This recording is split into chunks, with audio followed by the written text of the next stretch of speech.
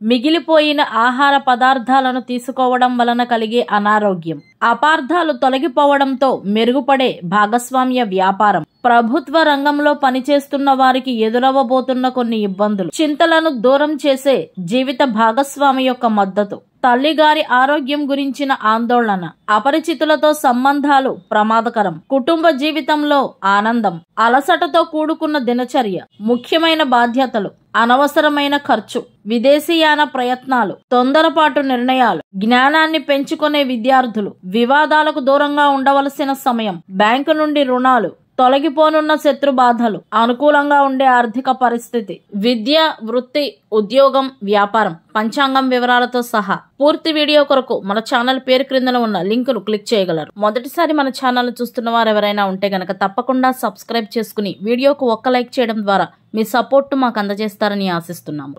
ధన్యవాదాలు.